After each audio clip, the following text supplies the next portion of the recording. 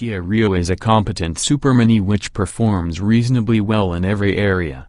However, against class-leading rivals such as the Nissan Micra, Volkswagen Polo and even the outgoing Ford Fiesta, the Rio struggles to stand out. It doesn't have the sense of fun seen in the Micra, the quality and ride comfort of the Polo or the drive of the Fiesta, plus it's not priced low enough to make up for any of these shortfalls. However, for many drivers its long warranty, good equipment levels and useful practicality mean it will serve the purpose of getting from A to B perfectly well. Good levels of standard equipment. One of the Rio's strongest suits is the level of standard kit on all trim levels. Even base spec 1 cars benefit from luxuries such as Bluetooth phone connectivity, aircon and hill start assist. The only real disappointment is that the advanced safety features, including autonomous emergency braking, aren't standard across the entire range, potentially harming Euro NCAP safety scores for lower spec cars. Mixed bag of engines and gearboxes. Unlike the Kia's easy-to-understand trim levels, the range of engines is significantly more confusing. There's a choice of 4 petrols and 2 diesels, many of which have been largely carried over from the previous generation Rio. The pick of the bunch is the 100 horsepower 1.0-liter petrol, but even then it's not class-leading thanks to dim-witted responses and a harsh top end of the rev range. 7-year warranty. As with all Kias, the Rio benefits from a 7-year or 100,000 mile whichever comes first warranty, which is transferable between owners. This is the only area where the Rio really stands out from its rivals, yet should ensure excellent all-round reliability. To find out more, continue reading the full Kia Rio review by heading to the driving section. Wide selection of petrol and diesel motors available. Lower output 1.0-liter petrol. The pick of the range. Choice of 5 or 6-speed manuals plus a 4-speed auto. The Kia Rio range features 6 engines, 3 petrols and 2 diesels, plus 3 different gearboxes, a 5 or 6-speed manual and a 4-speed automatic. Petrol power. The most popular configuration in the UK is expected to be the 84 horsepower 1.25-liter 4-cylinder engine with a 5-speed manual gearbox. It's fine for driving around town, yet for motorways runs one of the punchier engines in the range would be advisable. Next up is a pair of 1.0-liter 3-cylinder turbocharged motors with a power output of 100 horsepower and 120 horsepower. Both sound pleasingly sporty, pull well through the gears and provide ample levels of torque for a car of this size.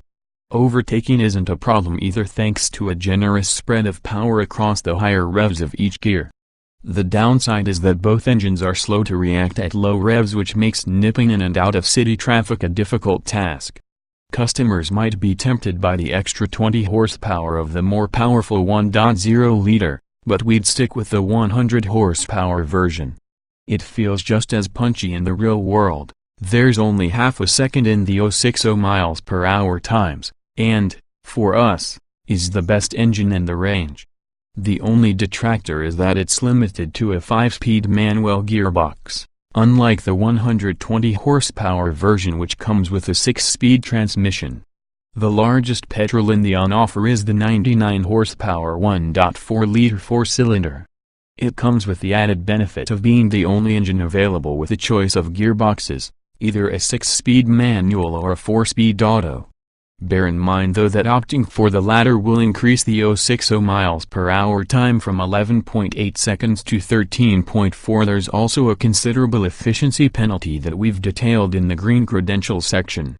Diesel engines. Customers after a diesel-powered Rio have the option of a 77 horsepower or a 90 horsepower 1.4-liter engine, both fitted with 6-speed manual gearboxes as standard. Each engine offers an identical 240 Nm of torque, allowing the Rio to pull well at low to medium speeds. However, once up to 70 miles per hour, even the higher output 90 horsepower version begins to struggle. Overtaking requires a change down into 4th gear and the engine needs to be worked to get any real increase in speed. For this reason, drivers who spend a lot of time on motorways would be better served by one of the more powerful petrol models. Safe and predictable but far from exciting, provides adequate grip and composure. Safe and stable is the name of the game when it comes to the Rio's handling. Grip and composure through corners is adequate, yet the car never feels agile enough to give any driver enjoyment. One of the biggest problems is the lack of feel sensitivity in the steering, especially around the straight-ahead position. Move the steering wheel a few degrees to the left or right and there's little to suggest the front wheels have responded accordingly. It's certainly not dangerous or off-putting, yet takes away any kind of precision in the steering. This is fine at high speed, but superminis such as the Ford Fiesta have shown that agile handling needn't come at the expense of instability or overly twitchy steering. Move past this issue and the Rio has nicely weighted steering and a firm, but not overly so, chassis setup, allowing it to tackle potentially hazardous mid-corner bumps with ease. The turning circle is good enough for city driving and the overall footprint of the car feels compact from the driver's seat.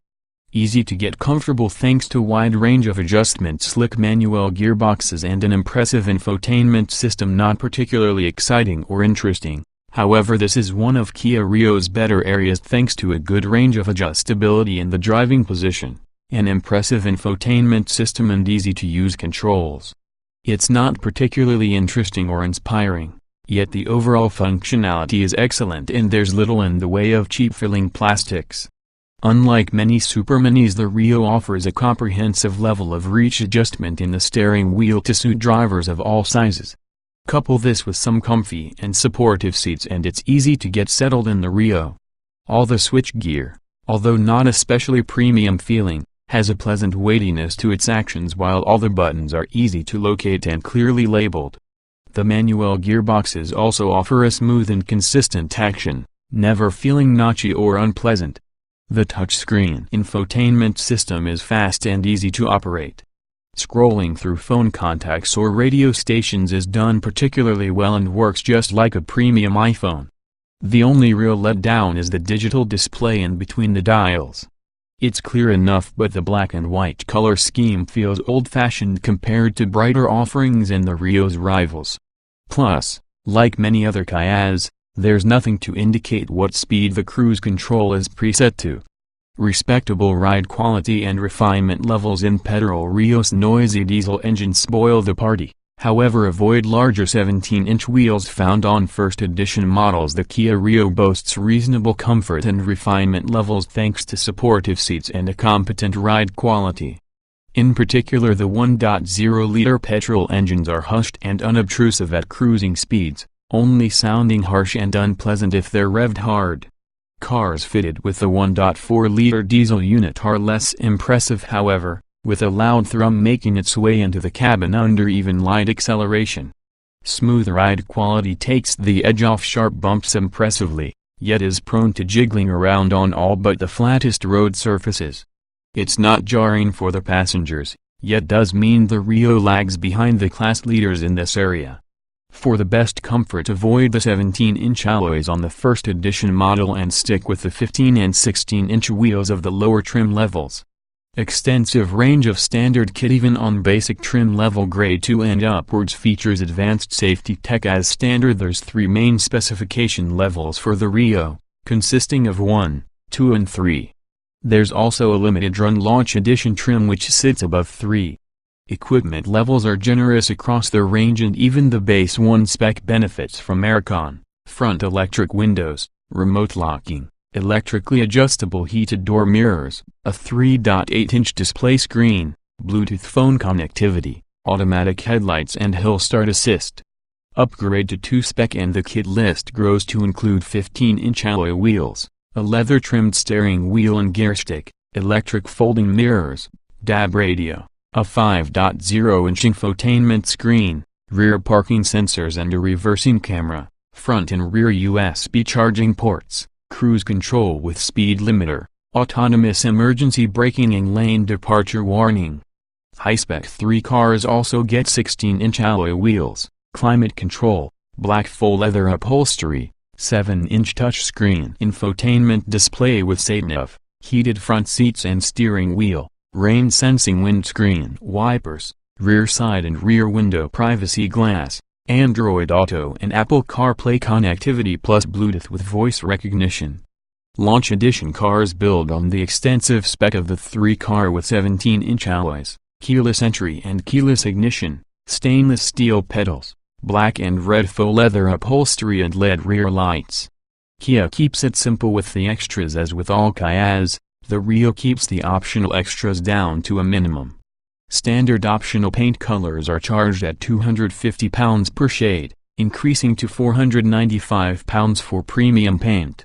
The Advanced Driving Assistance Pack, which includes autonomous emergency braking and lane departure warning, is standard from trim grades 2 and upwards and can also be fitted to grade 1 cars for £350. The South Korean manufacturer tends to include everything the customer will need within the standard equipment of the trim, the idea being it makes the buying process easier for customers. Only 3 stars from Euro NCAP crash test. Only rises to 5 with optional safety equipment when tested in 2011. The third-generation Rio was awarded the maximum 5-star rating and performed particularly well in adult and child protection, 2 areas this generation of model also performs well in. However, in standard form Euro NCAP only awarded it 3 stars, ramping up to 5 for Rios equipped with automatic emergency braking and lane departure technology. However, since some of the advanced safety features are not standard on base spec cars, expect these to score lower than their pricier counterparts. Good levels of room on offer in the front and back. Luggage capacity compares well against most rivals. Plenty of storage space within the cabin. The Rio's boot and interior space are both commendable, with enough room for 2 normal-sized adults to fit into the back. However, their overall levels of comfort depend largely on how tall those in the front are, so bear this in mind when you're sizing up the Rio. 3 young children will fit in the back seats without any problems, although note that there are only 2 ISOFIX points.